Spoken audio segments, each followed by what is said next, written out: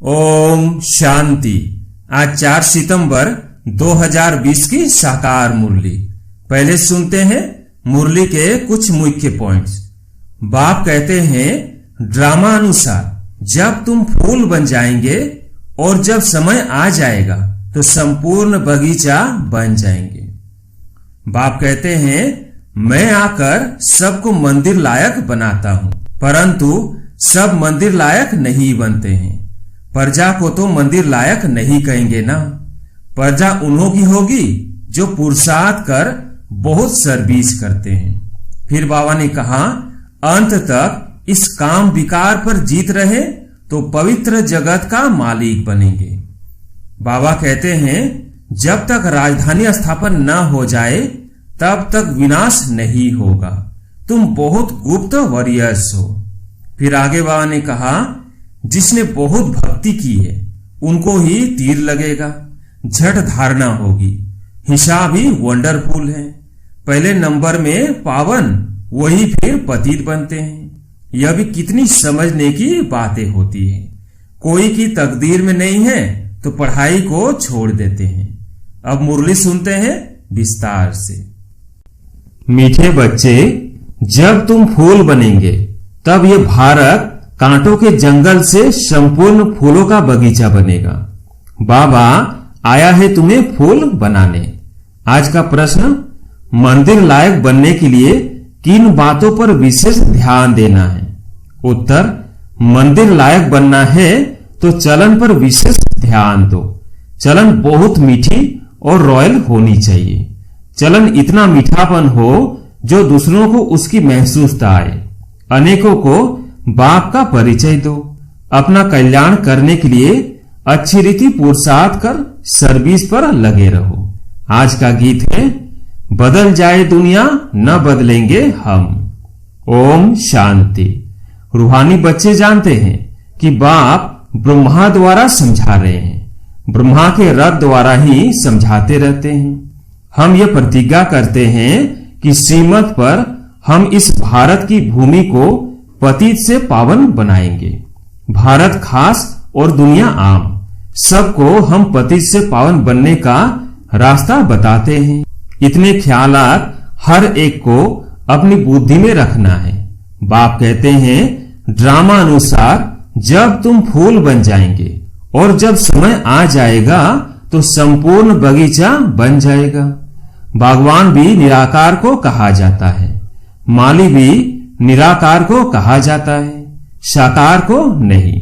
माली भी आत्मा है, न कि शरीर। भगवान भी आत्मा है। बाप समझाएंगे तो जरूर शरीर द्वारा न, शरीर के साथ ही उनको माली भगवान कहा जाता है, जो इस विश्व को फूलों का बगीचा बनाते हैं। बगीचा था जहां ये देवता रहते थे, वहां कोई दुख नहीं था। यहाँ इस कांटों के जंगल में तो दुख है। रावण का राज्य है, कांटों का जंगल है। फट से कोई फूल नहीं बनते। देवताओं के आगे जाकर गाते भी हैं कि हम जन्म जन्मांतर के पापी हैं, अजामिल हैं। ऐसी प्रार्थना करते हैं, अब आकर हमको पुण्य आत्मा बनाओ। समझते हैं अभी हम पाप आत्मा हैं, कोई समय पुण्य आत्मा थे। अभी इस दुनिया में पुण्य आत्माओं के सिर्फ चित्र हैं, राजधानी के हेड्स के चित्र हैं, और उन्हों को ऐसा बनाने वाला निराकार है शिव। उनका चित्र है बस, और कोई चित्र है नहीं। इसमें भी शिव का तो बड़ा लिंग बना देते हैं। कहते भी हैं कि आत्मा स्टार मिसल है, तो जरूर बाप भी ऐसा होगा ना, परंतु उनकी पूरी पहचान नहीं है। इन लक्ष्मी नारायण का विश्व में राज्य था। इनके लिए कहां भी कोई गलाने की बात नहीं लिखते। बाकी कृष्ण को कब द्वापर में कब कहां ले जाते। लक्ष्मी नारायण के लिए सब कहेंगे स्वर्ग के मालिक थे। यह है तुम्हारी एम ऑब्जेक्ट। राधे कृष्ण कौन है? मनुष्य बेचारे एकदम मूंझे हुए हैं, कुछ नहीं समझते। जो बाप द्वारा समझते हैं वो समझाने लायक भी बनते हैं, नहीं तो लायक बन नहीं सकते। दैवी गुण धारण कर नहीं सकते। भल कितना भी समझाओ, परंतु ड्रामा अनुसार ऐसा होना ही है। तुम अभी खुद समझते हो, हम सब बच्चे बाप की सीमत पर भारत की रूहानी सर्विस करते हैं, अपने ही तन मन धन से। प्रदर्शनी अथवा म्यूजियम आदि में पूछते हैं, तुम भारत की क्या सेवा करते हो? तुम जानते हो हम भारत की बहुत अच्छी सर्विस करते हैं। जंगल से बगीचा बना रहे हैं, सतयुग है गार्डन, यह है कांटों का जंगल, एक दो को दुख देते रहते हैं। यह तुम अच्छी रीति समझा सकते हो। लक्ष्मी नारायण का चित्र भी बहुत अच्छा बनाना चाहिए। मंदिरों में बहुत खूबसूरत चित्र बनाते हैं, कहां गोरा कहां सांवरा चित्र बनाते। उनका क्या राज है यह भी समझते नहीं। तुम बच्चों को अब यह सारा ज्ञान है। बाप कहते हैं मैं आकर सबको मंदिर लायक बनाता हूं, परंतु सब मंदिर लायक नहीं बनते हैं। प्रजा को तो मंदिर लायक नहीं कहेंगे ना। प्रजा उन्हों की होगी जो पुरुषार्थ कर बहुत सर्विस करते हैं। तुम बच्चों को रूहानी सोशल सर्विस भी करनी है। इस सेवा में अपना जीवन सफल करना है। चलन भी बहुत मीठी सुंदर होनी चाहिए, जो औरों को भी मीठेपन से समझा सके। खुद ही कांटा होगा तो किसको फूल कैसे बनाएंगे? उनका तीर पूरा लगेगा नहीं। बाप को याद नहीं करते होंगे तो तीर कैसे लगेगा?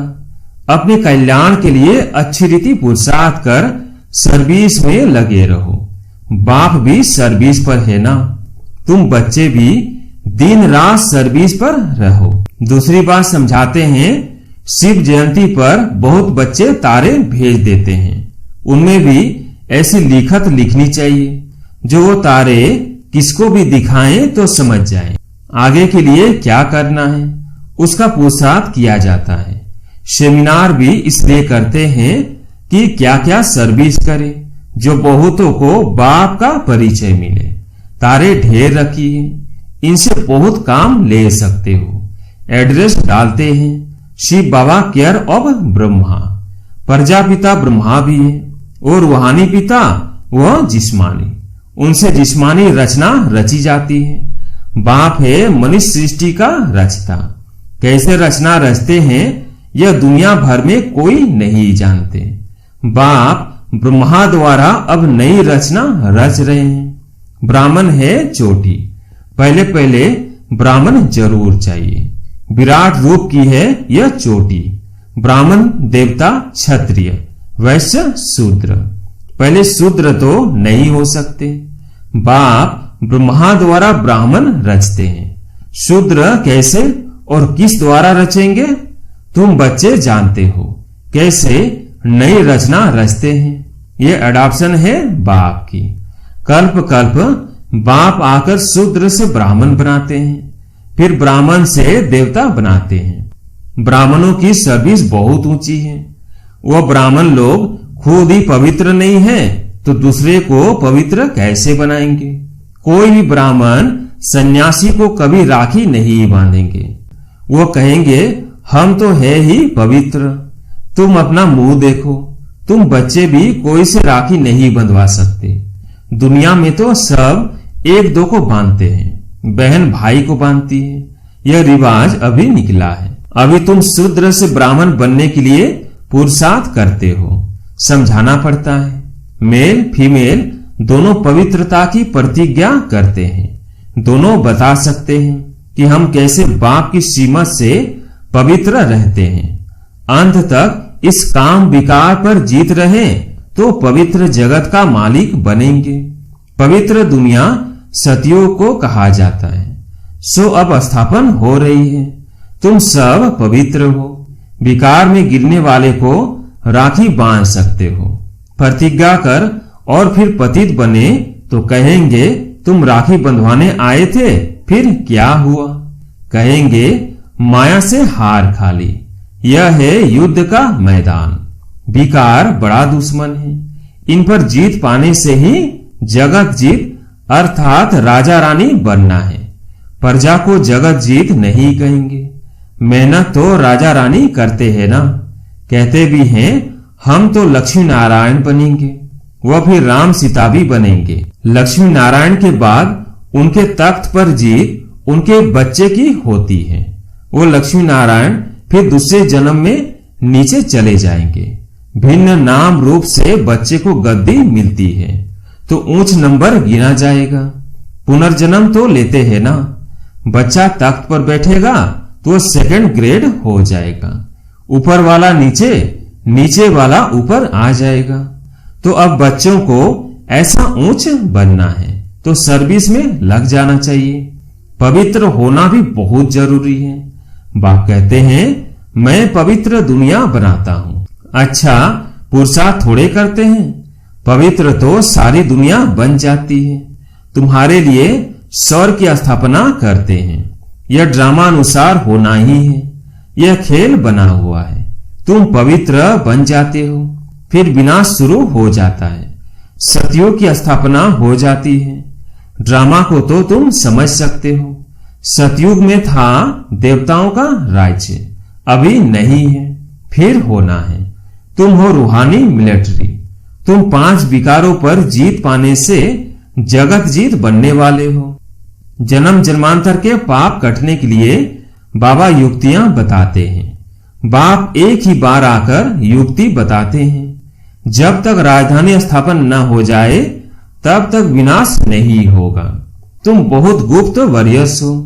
सतयुग होना ही है कलयुग के बाद। फिर सतयुग में कभी लड़ाई होती नहीं। तुम बच्चे जानते हो सब आत्माएं जो भी पाठ बजाती है वो सब नूंधा हुआ है। जैसे कठपुतलियां होती है ना, ऐसे नाचती रहती है। यह भी ड्रामा है। हर एक का इस ड्रामा में पाठ है।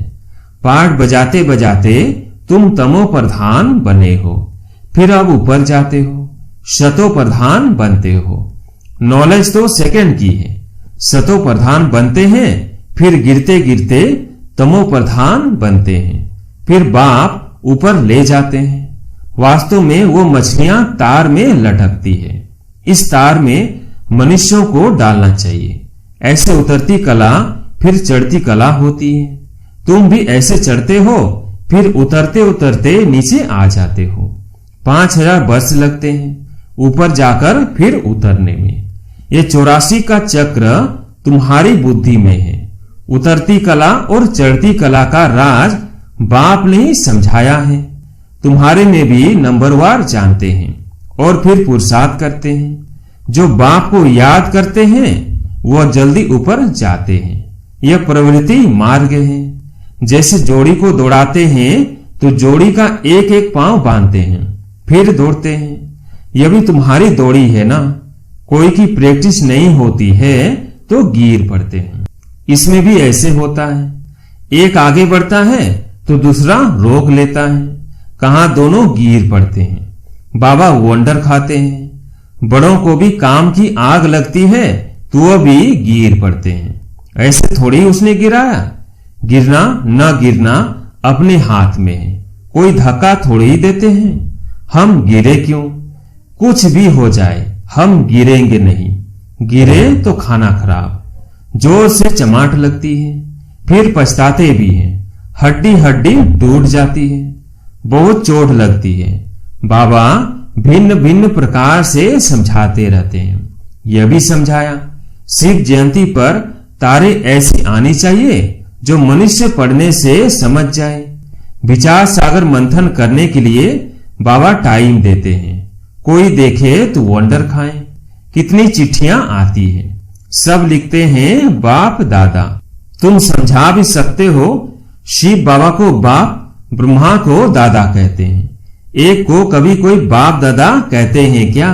यह तो वंडरफुल बात है। इसमें सच्चा सच्चा ज्ञान है, परंतु याद में रहे तब किसको तीर भी लगे। घड़ी घड़ी देह अभिमान में आ जाते हैं। बाप कहते हैं आत्म अभिमानी बनो। आत्मा ही शरीर धारण कर पाठ बजाती है। कोई मरता है तो भी कोई ख्याल नहीं। आत्मा में जो पाठ की नूंद है उसको हम साक्षी हो देखते हैं। उनको एक शरीर छोड़ दूसरा ले पाठ बजाना है। इसमें हम कर ही क्या सकते हैं?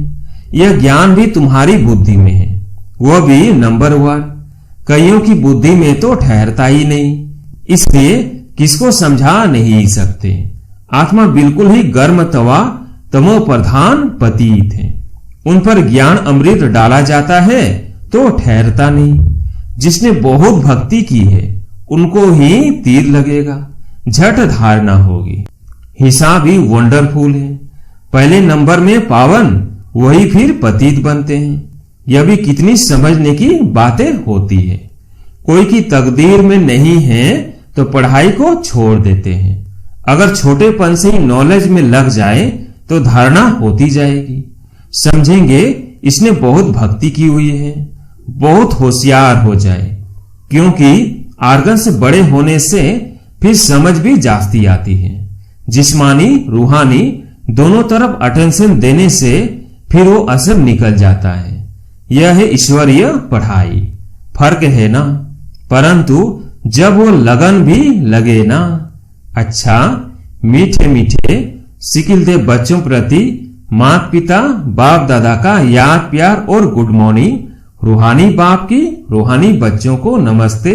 हम रूहानी बच्चों की रूहानी बाप दादा को याद प्यार गुड मॉर्निंग नमस्ते नमस्ते। धारणा के लिए मुख्य सार। पहला, रूहानी मिलिट्री बन 5 विकारों पर जीत पानी है। पवित्र जरूर बनना है। श्रीमत पर भारत को पावन बनाने की सेवा करनी है। दूसरा पॉइंट, इस बेहद नाटक में हर पार्ट आत्म अभिमानी होकर बजाना है। कभी भी देह अभिमान में नहीं आना है। साक्षी होकर हर एक एक्टर का पार्ट देखना है। आज प्यारे मीठे बाबा का वरदान, सौमान द्वारा अभिमान को समाप्त करने वाले सदा निर्माण भव। सौमान द्वारा अभिमान को समाप्त करने वाले सदा निर्माण भव। जो बच्चे सौमान में रहते हैं उन्हें कभी भी अभिमान नहीं आ सकता। वे सदा निर्माण होते हैं। जितना बड़ा सौमान उतना ही हाजी में निर्माण। छोटे बड़े, ज्ञानी अज्ञानी, मायाजीत या मायावश, गुणवान हो या कोई 1-2 अवगुणवान भी हो, अर्थात गुणवान बनने का पुरुषार्थी हो, लेकिन सौमान वाले सभी को मान देने वाले दाता होते हैं। अर्थात स्वयं संपन्न होने के कारण सदा रहम दिल होते हैं।